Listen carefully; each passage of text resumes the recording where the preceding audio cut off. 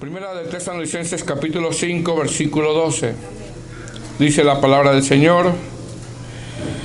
Dice: os rogamos, hermanos, que reconozcáis a los que trabajan entre vosotros y os presiden en el Señor y os amonestan, y que los tengáis en mucha estima y amor por causa de su obra. Tened paz entre vosotros. También os rogamos, hermanos, que amonestéis a los ociosos, que alentéis a los de poco ánimo y que sostengáis a los débiles, que seáis pacientes para con todos. Mirad que ninguno pague a otro mal por mal, antes seguid siempre lo bueno, unos para con otros y para con todos. Estad siempre gozosos, orad sin cesar, da gracias en todo, porque esta es la voluntad de Dios para con vosotros en Cristo Jesús. No apaguéis al Espíritu, no menosprecéis las profecías, examinadlo todo, retened lo bueno, absteneos de toda especie de mal, y el mismo Dios de paz os santifique por completo, y todo vuestro ser, espíritu, alma y cuerpo sea guardado irreprensible para la venida de nuestro Señor Jesucristo. Fíjese el que os llama, el cual también lo hará. Hermanos, orad por vosotros, saludad a todos los hermanos con ósculo santo. Os conjuro por el Señor que esta carta se lea a todos los santos hermanos. La gracia de nuestro Señor Jesucristo sea con vosotros. Amén. Bueno, vamos a orar, hermanos. Pedirle al Señor que nos ayude. Amén. Padre amado, te damos gracias en esta tarde, Señor, por el privilegio que nos da de poder estar en este lugar. Te damos gracias por tu palabra, Señor, por tu presencia, por tu misericordia, por tu gracia. Te pedimos ahora, Señor, que nos ayudes a poder atesorar tu palabra en nuestro corazón, a llevarla a la práctica, y que seamos, Señor, esa luz en este mundo, que seamos esa sal en esta tierra, Padre. Se lo pedimos en el nombre de Jesús. Amén. Y como tema es, aunque arriba dice Pablo exhorta a los hermanos, realmente en base a la carta, a la estructura de la carta, este tema se le podría llamar una iglesia que discierne y se pone en orden. ¿Ok? Una iglesia que discierne y se pone en orden. La primera carta de los tesalonicenses, hermanos, se cree que se escribió entre el año 50 y 51. Tesalónica fue visitada por el apóstol Pablo en su segundo viaje misionero, donde al llevar el mensaje de salvación, muchos se convirtieron y se establece esta comunidad cristiana. Cuando la iglesia de Tesalónica empieza a florecer y comienza a dar fruto, como muchos de nosotros sabemos, una de las marcas que tenía Pablo era precisamente la persecución, la oposición. Entonces, cuando esta iglesia, hermano, empezó a dar fruto, hubo persecución, tanto que Pablo y Silas, como en otras ciudades, salen huyendo de esa ciudad. Cuando se establece la iglesia de Tesalónica, hermanos, esta iglesia comenzó a divulgar el evangelio.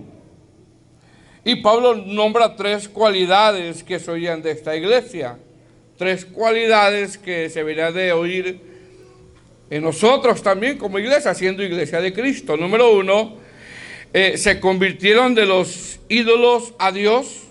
Número dos, comenzaron a servir al Dios vivo y verdadero. Y número tres, estaban esperando al Señor Jesús. Empezaron a esperar al Señor Jesús en su segunda venida. Eso lo dice Primera de Tesalonicenses capítulo 1, versículo 9. Si usted lo tiene ahí, lo puede ver. Dice: porque ellos mismos cuentan de nosotros de la manera en que nos recibisteis y cómo os convertiste de los ídolos a Dios para servir al Dios vivo y verdadero y esperar en los cielos a su Hijo, el cual resucitó de los muertos, a Jesús, quien nos libra, dice, mire lo que dice, quien nos libra de la ira venidera, nos libra de la ira venidera. Eso algo lo tenía claro, lo tenía bien claro el apóstol Pablo. Entonces, con esto vemos, hermanos, que la iglesia de Tesalónica en su inicio, como decimos, como que caminaba sobre ruedas, ¿verdad? Como que caminaba sobre ruedas, se convirtieron, servían al Señor y estaban esperando al Señor. Algo que tiene que hacer la iglesia, algo que tiene que, o algo se le tiene que ver esto a la iglesia, ¿qué? Conversión, servir a Dios y estar esperando al Señor. Amén. Es algo que se nos tiene que ver a nosotros como iglesia. La conversión, hermano. ¿Qué más? Estar sirviendo al Señor constantemente. ¿Y qué más? Estar esperando al Señor. Ahora, ¿cuál es el motivo, hermano, de la carta? El motivo de la carta yo encontré 4, pero puede haber más. Más sin embargo, estos 4 motivos son los que pesan más en esta carta. Número 1, uno de los motivos de esta carta es animar a la iglesia, ya que algunos hermanos comenzaron a morir físicamente y la iglesia se encontraba triste, se encontraba desalentada. Pablo, al saber esto, da respuesta usando su corazón pastoral, diciéndoles que nosotros no somos como los que no tienen esperanza. Número 2, otro de los motivos de esta carta es que cuando estos hermanos murieron, a la iglesia le entró como un tipo de confusión en qué va a pasar con esos hermanos que murieron. Les entró como un tipo de confusión. Pablo, hermano, da respuesta en esta carta hablándoles sobre el arrebatamiento de la iglesia. Número 3, otro de los motivos de esta carta es, como había persecución, fíjese bien, había persecución, y esa fue una de las causas de la partida de algunos hermanos. La iglesia pensaba, fíjese, por algunos falsos maestros que lo que estaban viviendo era la gran tribulación. Eso estaban pensando ellos.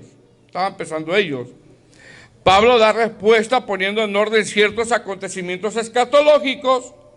Les habla sobre que el Señor vendrá sin que antes se manifieste la apostasía. Les habla sobre el arrebatamiento de la iglesia. Les habla sobre el hombre de pecado, que es el anticristo. Les habla sobre la ira que habría de venir sobre el mundo entero y no sobre la iglesia, que es el día del Señor. Y les habla también sobre la segunda venida de Cristo. Es decir, Pablo le dice acerca de los tiempos y de las ocasiones, le dice, no tenéis necesidad, hermanos, de que yo os escriba. Al parecer, hermanos, ellos ya lo sabían. Más adelante, en la segunda carta, el apóstol Pablo les vuelve a escribir, ya que a ellos no les había quedado bien claro el orden de ciertos acontecimientos escatológicos, ya que algunos falsos maestros insistían, trayendo confusión, atreviéndose a escribir una carta falsa. Algunos eruditos creen que escribieron una carta falsa a nombre de Pablo, y el apóstol Pablo les dice, hermanos, no se dejen mover fácilmente de nuestro modo de pensar. La segunda carta de Tesalonicenses, capítulo 2, versículo 1 dice, pero con respecto a la venida de nuestro Señor Jesucristo y nuestra reunión con Él, os rogamos, hermanos, que no os dejéis de mover fácilmente de vuestro modo de pensar, ni os conturbéis, ni por espíritu, con el famoso yo siento, ni por palabra, enseñanzas que sacan números, fechas, que la luna roja, que la luna bermeja, y llegan a dar fechas de la venida del Señor. Dice Pablo, ni por carta como si fuera nuestra. ¿Cómo lo dice? Ni por carta como si fuera nuestra, en el sentido de que el día del Señor está cerca. Es decir, como exponen algunos eruditos hermanos, hubo algunos falsos maestros que habían girado una carta falsa a nombre de Pablo, trayendo confusión a la iglesia sobre temas escatológicos. Repito, ¿qué le dice Pablo? No se dejen mover fácilmente de vuestro modo de pensar. A ese sea quien sea el predicador, sea famoso o no sea famoso, no se dejen mover. Eso de que ponen fechas, de que la luna roja, de que la luna colorada, de que la luna morada, eso no es nuevo, hermano. Ya estaba desde el tiempo del apóstol Pablo. Repito, y al parecer, cuando escribe la segunda carta, todavía estaban en esta confusión acerca de estos acontecimientos, y Pablo les dice en esta segunda carta, capítulo 2, versículo 1, no os dejéis de mover fácilmente de vuestro modo de pensar, ni os conturbéis, ni por espíritu, ni por palabra, ni por carta, como si fuera nuestra. ¿Verdad? Algunos eruditos piensan que giraron una carta dudosa, una carta falsa a nombre del apóstol o con el sello del apóstol Pablo, y estaban bien conturbados los hermanos. Así de que, hermanos, no se dejen mover. Después de aclarar, hermanos, toda esa confusión que había en la iglesia, ahora en estos versos que vamos a ver, hermano, el apóstol les insta a que sigan como comenzaron, porque lo que estaban viviendo sí era una tribulación, pero no era la gran tribulación. Y todavía no había venido el Señor como algunos suponían. Sin en base a todo lo que estaba sucediendo, y después de aclarar toda esa confusión en estas dos cartas, el apóstol Pablo les insta a que sigan como comenzaron. Como, número 1, mostrando conversión, frutos. Es decir, esta es la forma como los creyentes deben de vivir, mostrando conversión mientras viene el Señor. 2, sigan sirviendo al Señor. Sigan sirviendo al Señor, es decir, esto es lo que tiene que hacer la iglesia. Mostrar frutos de conversión y seguir sirviendo al Señor. Y número 3, sigan esperando al Señor. Son 3 cosas, hermano. Mostrar frutos, servir al Señor y esperar al Señor. En otras palabras, el apóstol Pablo les está diciendo, ante las olas de suposiciones, porque si en el tiempo del apóstol Pablo había, ahorita hay más. Ahorita hay más. Ante las olas de suposiciones en cuanto a la venida del Señor, ustedes deben de ser una iglesia que tenga discernimiento. Ustedes deben de ser una iglesia que tienen que seguir mostrando frutos de conversión. Ustedes deben de ser una iglesia que deben de estar sirviendo al Señor constantemente. Ustedes deben de ser una iglesia que están esperando al Señor. Por lo tanto, en estos versos el apóstol Pablo le da varias órdenes a la iglesia. Ya casi aclaró todo lo que ha venido hablando. Y le da unas órdenes a esta iglesia. Ahora, fíjese bien, hermano, antes de ver las órdenes que le da el apóstol Pablo a esta iglesia. Si la iglesia no atiende estas órdenes que el apóstol Pablo está dando, la iglesia no va a caminar bien. Repito, si la iglesia no atiende estas órdenes que da el apóstol Pablo, que tienen que ver con frutos de conversión, porque somos llamados a dar frutos de conversión, que tiene que ver con servir al Señor, porque un cristiano tiene que servir al Señor. No tiene que ser por temporadas, hermanos, que un mes sí, 2 meses no, 3 meses sí, 3 meses no. De repente siente que van perdiendo su matrimonio y se pueden orar más. Ya después todo se calma y ya se empiezan a menguar. No tiene que ser así. Tiene que ser siempre, siempre.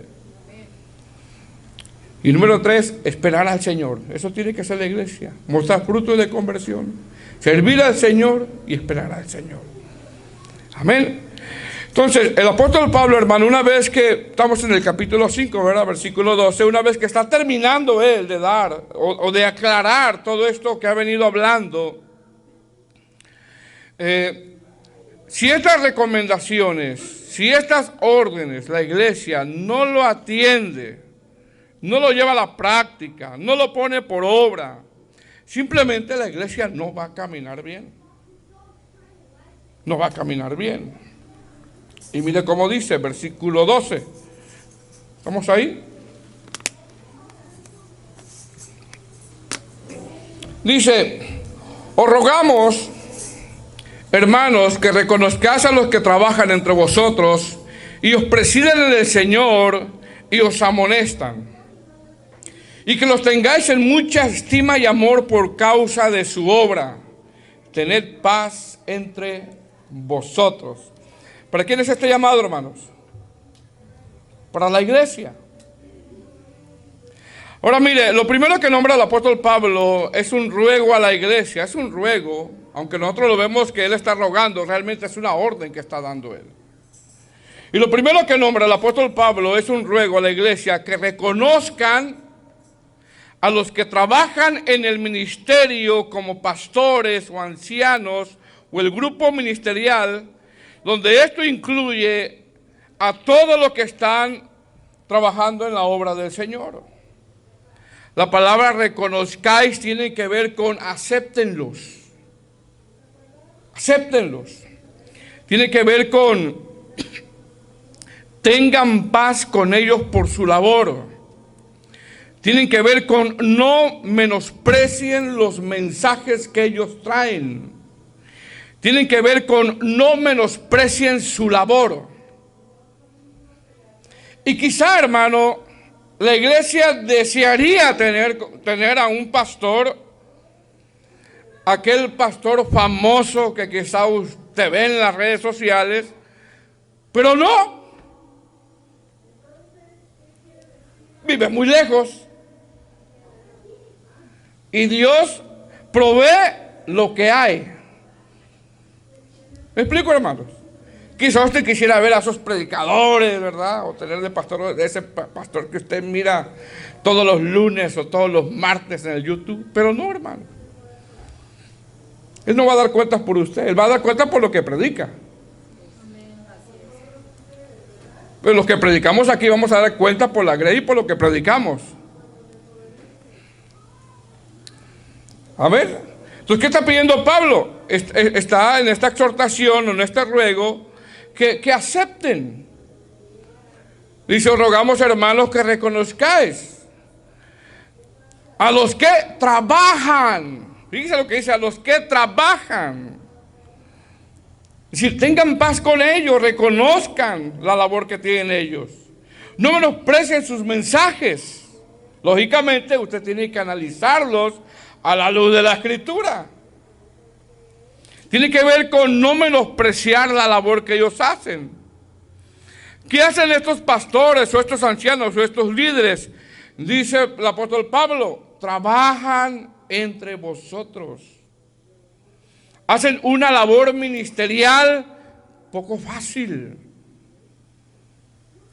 ¿Qué hacen, hermano? Trabajan. Y algunos piensan que el pastor no trabaja, No, el pastor no trabaja. ¿Y hoy trabajó, pastor? Yo siempre estoy trabajando, hermano. Déjeme decirle que el ministerio pastoral es un trabajo arduo. Amén. ¿Qué dice? Trabajan entre vosotros. Dice, y os presiden en el Señor y os amonestan. ¿Qué dice el apóstol? Dos cosas. El apóstol dice que estos pastores, líderes, se les ha dado una autoridad de parte de Dios, donde tienen el llamado ministerial, de llevar a la grey, hermano, con sus mensajes al Señor. Estos líderes tienen el llamado ministerial de que a través de los mensajes amen al Señor. Estos líderes, el llamado ministerial, no tienen la función de hacer partidismo, revueltas, desuniones, sino que la grey crezca en el temor de Dios. Estos líderes, el llamado ministerial que tienen es a trabajar, a estudiar, a ser dedicado en la lectura de la palabra. Ahora, también ese presidir y amonestar, hermano, habla de ser ejemplo. La palabra presidir también tiene que ver con ser ejemplo, y un pastor junto con el grupo ministerial, los que servimos, hermanos, hemos de ser ejemplo. Pablo también dice que estos ministros amonestan, y cuando haya amonestación, hermano, no crea que va a haber paz con el ministro. Por eso dice, tener paz entre vosotros. Amén. Dice el verso 12, os rogamos, hermanos, que reconozcáis a los que trabajan entre vosotros y os presiden en el Señor y os amonestan. Ahora mire, la palabra amonestar, hermano, que usa el apóstol Pablo, esta palabra amonestar no es amonestar porque a mí me gusta amonestar, o no es amonestar solo porque algo no me parece y voy a amonestar. Cuando es así, muchas veces tenemos que analizarnos nosotros si puede llegar a ser la carne. Tenemos que recordar que un pastor, un anciano, un líder, dentro de los requisitos tiene que ser amable y tiene que ser benigno. ¿Qué significa la palabra amonestar en este verso? Significa dar una advertencia realmente. Y tenemos que tener el contexto de lo que estaba pasando en la iglesia. La versión lenguaje actual lo traduce como ellos se esfuerzan mucho. Mire cómo lo traduce. Dice, ellos se esfuerzan mucho para enseñarles a vivir su vida cristiana. Por eso trátenlos con respeto y amor por todo lo que hacen y vivan en paz los unos con los otros. La Nueva Traducción Viviente dice, ellos trabajan arduamente entre ustedes y les dan orientación espiritual. Así dice esa versión, les dan orientación espiritual. Entonces, ¿qué es esto? ¿Qué es esto de los que amonestan? Esto es que con sus mensajes fijan doctrina en la mente de los congregantes. Esto es que con sus mensajes han de ser tan cristocéntricos que han de traer convicciones fuertes y firmes en la vida del congregante. Es decir, la función de un pastor o de un anciano o de alguien que preside es amonestar, es cuidar, es fijar doctrina, que es crear convicciones fuertes en cuanto a quién es Dios. Crear convicciones inamovibles acerca de quién es Dios y no de quién es el pastor, sino de quién es Dios. Pablo dice que ese trabajo es arduo, por lo tanto, el apóstol Pablo dice, estímalo, pero no por su persona, sino por causa de la obra que está haciendo. Y eso es algo diferente. Verso 13. ¿Vamos ahí? Dice, y que los tengáis, ¿en qué, hermanos? En mucha estima y amor. ¿Por causa de quién? De su obra. Tened paz entre vosotros. Mire cómo lo dice. Tenlo por mucha estima y amor por causa de su obra. ¿La obra de quién? Del Señor. No por causa del pastor, no por causa de él. Tenlo en mucha estima en base a su labor. Y aquí nosotros, hermanos, tenemos que tener mucho cuidado. Porque aquí el apóstol Pablo no está diciendo, pon en un pedestal al pastor. Pablo no está diciendo eso. Y ahí es donde tenemos que tener cuidado nosotros. No dice, no toques a mi pastor. Pablo no está diciendo eso.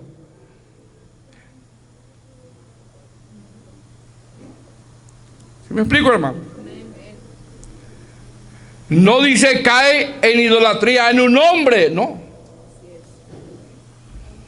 Pablo dice, ámalo, respétalo, pero que no lo pongas en un pedestal. No lo pongas en un pedestal. A quien sea, hermanos. Pero dice que lo ames y lo respetas en base a su labor.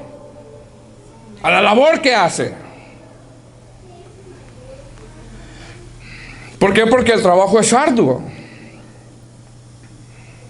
Es una labor que hace, de la cual lleva a la congregación a Cristo, a crearle convicciones fuertes de quién es Dios.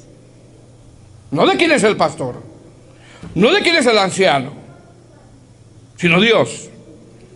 Ahora, una vez que Pablo le pide a la Grey que reconozcan la labor del grupo ministerial que está ejerciendo el ministerio, del trabajo que está llevando a cabo, desde el que predica, hermano, hasta hacer una labor como la que ayer hicimos, hermano. Hicimos mucho trabajo el día de ayer, amén, y gloria a Dios. Pablo le dice en el verso 13 ahora, y tened paz entre vosotros. No se peleen. Pregunta, ¿cómo se ve una iglesia en armonía? ¿Cómo, hermano? ¿Teniendo qué? Paz. Ahora, vivir en paz no quiere decir no tener conflictos, ¿eh? Vivir en paz no quiere decir no tener conflictos. Vivir en paz es saber cómo arreglar con paciencia nuestros conflictos. Porque vamos a tener diferencias y conflictos. Pero una cosa es tener conflictos y saber cómo arreglarlos. Y eso es lo que está diciendo el apóstol Pablo. Entonces, ¿cómo se ve una iglesia en armonía? ¿Cómo se ve una iglesia que arregla sus asuntos internos en paz? ¿Usando qué? Ahí lo dice, usando la paciencia. Usando algo que a veces falta, hermano, que se desarrolle en la vida de nosotros, usando la paciencia. Porque más adelante lo dice en el verso 14, también nos rogamos, hermanos, que amonestéis a los ociosos, que alentéis a los de poco ánimo, que sostengáis a los débiles, que seáis pacientes, usando la paciencia. Entonces, ¿qué dice Pablo? Tened paz entre vosotros. ¿Por qué? Porque hay amonestación. Tener paz. Amén. Repito, hermanos. Vivir en paz no quiere decir no tener conflictos. Vivir en paz es saber cómo arreglar con paciencia nuestros conflictos. Verso 14. También nos rogamos, hermanos, que amonestéis. ¿A quiénes, hermanos? A los ociosos, que alentéis a los de poco ánimo, que sostengáis a los débiles, que seáis pacientes para con todos. Tres tipos, hermano, de congregantes que puede haber en una iglesia. Tres tipos de congregantes que puede haber en una iglesia: los ociosos, los de poco ánimo y los débiles. ¿Quiénes son los ociosos? ¿Quiénes son los ociosos? Los indisciplinados. Esos son los ociosos, los indisciplinados. Si Pablo, hermano, se refiere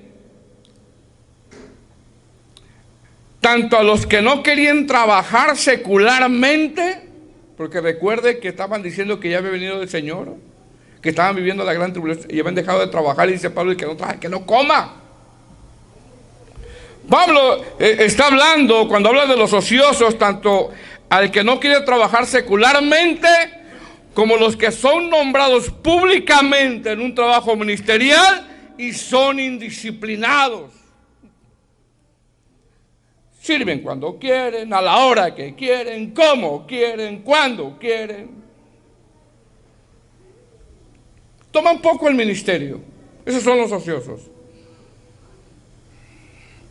Spurgeon le decía a sus congregantes que el indisciplinado en la iglesia no debe de ser pasado por alto, y si alguien hizo un compromiso en el ministerio, hágalo con devoción, y si no lo hace con devoción, mejor que se siente.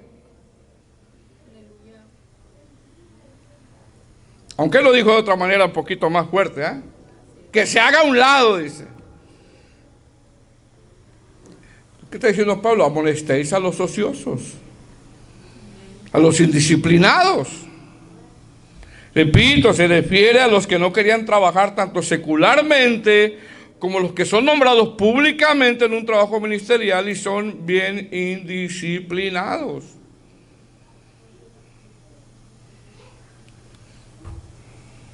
Número 2, a los de poco ánimo. ¿Quiénes son los de poco ánimo? Los desalentados. Si el apóstol Pablo está nombrando tres tipos de congregantes que puede haber en alguna congregación. En una congregación, hermano, puede haber indisciplinados, puede haber ociosos. También a los desalentados. ¿Quiénes son los desalentados? Aquellos que caen espiritualmente, son aquellos que están decayendo espiritualmente, son personas que se abruman con facilidad. Son personas que van creciendo lentamente. Uno quisiera que ya crecieran, pero no, hermanos. ¿Quién da el crecimiento? De repente unos crecen más rápido, otros les lleva poco tiempo. Son personas que avanzan poco. Son personas que necesitan ayudarlos a seguir a Cristo. Y número 3, los débiles. ¿Quiénes son los débiles? No está hablando de los débiles físicamente, no. Son los que tienen poca fuerza ante la tentación, porque el que esté firme, mire, que no caiga. Es decir, Pablo le está diciendo, no le encubra su pecado, dile su pecado con el fin de restaurarlo. Ahora, ¿cómo tienen que ayudar a esto? Dice el apóstol Pablo, al final del texto. Que seáis, ¿qué, hermanos? Pacientes. Pacientes para con todos. Si la base es la paciencia y las características de alguien que preside, de un liderazgo, de una anciana, de un pastor, es la paciencia. Sí es la amonestación, pero es la paciencia. Con esto debemos de entender, hermanos, que nosotros no esperemos resultados tipo sopa marucha. Tenemos que ser pacientes. ¿Por qué? Porque una vez fuimos ociosos, indisciplinados, una vez fuimos de poco ánimo y una vez fuimos débiles ante las tentaciones. Amén. Verso 15. Sigue hablando el apóstol Pablo. ¿Lo tiene? Mirad que ninguno pague a otro mal por mal. Antes seguid siempre lo bueno uno para con otros y para con todos. Sigue poniendo el apóstol Pablo. Mirad, ten cuidado, pon atención. ¿Cómo se veía esta iglesia, hermano, en su inicio? Frutos, ¿verdad? De conversión. Servían al Señor, estaban esperando al Señor. ¿Qué dice aquí en el verso 15? Mirad, es decir, ten cuidado, pon atención. No es de que el que me la hizo me la paga. No es de que este hermano, esta hermana no sabe con quién se metió. No, no es así. Bendecirle. Que el Señor te bendiga. Amén. Verso 15 dice, mirad que ninguno pague a otro mal por mal, antes seguid siempre, dice, siempre lo bueno, unos para con otros y para con todos. Verso 16, una vez que la iglesia reconoce a los que presiden, amonesta a los ociosos, alienta a los de poco ánimo, ayuda a los débiles, no paga mal por mal, sino bien por mal, siempre sigue lo bueno y tiene paciencia. Mire bien, como resultado, hermano, vienen estas virtudes que da Cristo. Verso 16. Estad siempre gozosos, orad sin cesar, da gracias en todo, porque es la voluntad de Dios para con vosotros en Cristo Jesús. No apaguéis el espíritu, no menospreciéis las profecías, examinadlo todo, retened lo bueno, absteneos de toda especie de mal. Pregunta, ¿esto qué refleja, hermano?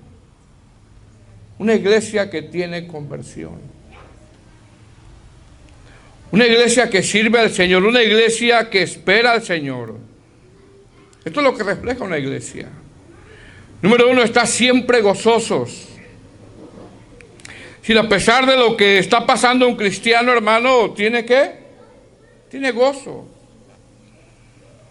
A pesar de que le pagan mal por un bien, el cristiano genuino no dice, allá a la salida nos vemos, no, sino que este cristiano tiene gozo. Romanos 4:17 dice que el reino de Dios no es comida ni bebida, sino justicia, paz y gozo en el Espíritu Santo. Es decir, en el tiempo que Pablo escribe esto, había muchas festividades paganas, había mucha vianda, mucha comida, mucha bebida, y eso les traía gozo a la gente, gozo al mundo. El gozo de nosotros, hermanos, no es por la comida. ¿Y qué vamos a comer la próxima semana? No tiene que ser la comida, sino el gozo de nosotros es que tenemos al Espíritu Santo. Un creyente que ha recibido la salvación, su gozo es saber que si muere, se va con Cristo. El gozo del Señor es nuestra fortaleza. Un creyente con gozo es un creyente completo.